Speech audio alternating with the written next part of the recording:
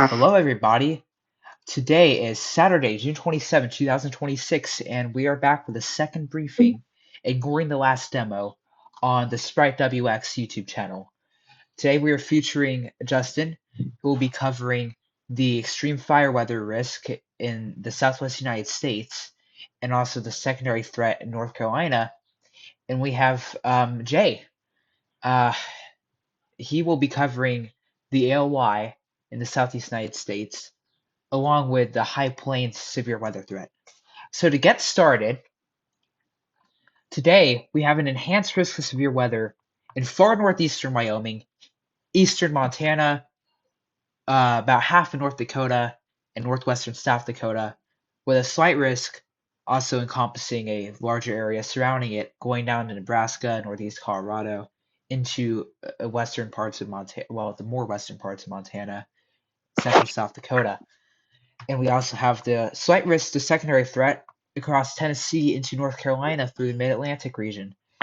We have a 10% risk of tornadoes in North Dakota and South Dakota, and much of this is encompassed by a SIG 1 risk, which indicates EF2 tornadoes or stronger, along with parts of the 5% risk. There is also a 5% risk of tornadoes on the secondary threat in Tennessee and parts of Kentucky.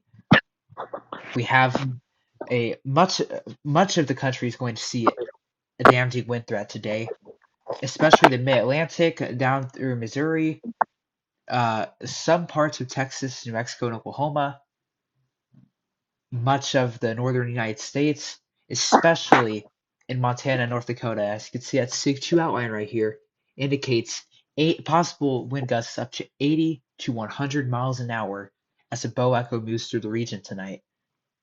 They are expecting some initiation along the Bighorn Mountains in Montana. Let me just get the right reflectivity today, which will lead to a bunch of superstar clusters and will all coalesce and merge together into this big bow echo that moves through North Dakota and splits off somewhat in South Dakota. There is also you can see a surface trough that will strengthen off of this. There's ample cape to work with for these storms.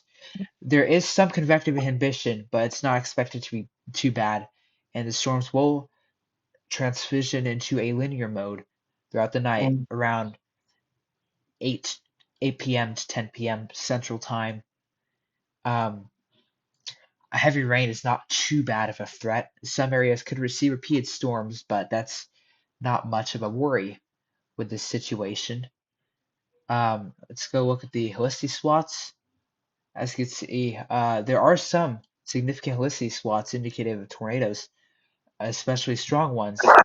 Well, this is again the HRWR model. This is one model. If you look at Amnest, sorry, I guess something kind of similar. Yeah, some more pictures. A couple strong SWATs, and I think I can't remember what county that is. It's not Powder River, but we got one also here in Harding County, South Dakota. And there's also a damaging hail threat of up to, I'd say, tennis ball to baseball sized hail in North Dakota, South Dakota, Nebraska, and eastern Montana. All right, Justin, what do you have to say about the secondary threat in North Carolina? These MCVs will influence and semi-focused thunderstorms develop within a moist and increasingly unstable boundary layer from the northeast Missouri, northeast Arkansas border vicinity into Kentucky and Tennessee. This includes the possibility of some supercells and well-organized clusters in the presence of 35 through 40 KT, which I don't know what that is. Not Effective shear pockets of wind damage will be the most common risk, but for some tornado potential will exist as well. Additional severe storms capable of producing damaging winds are expected far eastward into the Carolinas this afternoon through around mid-evening. Thank you, Justin. Jay, what do you have to say about the third threat in the southern high plains and the Ojai Basin? So the threat here doesn't look as bad as I would anticipate. One good gust up to 80 miles per hour may be possible in any well-defined storms, but we do have a nice bit of cap in place according to the recent East Triple Y model. Other than that, nothing in, intense is expected besides the 80 miles per hour wind gusts. Hell, wind would be the main threat here. Thank you, Jay. Let me go pull up the fire weather graphic.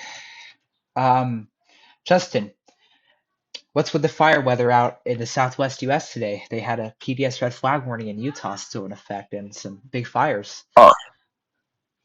Uh, Eastern Utah, Western Colorado, for the Four Corners have an extreme risk for fire weather caused by high fuels, dry air, hot weather, and high winds.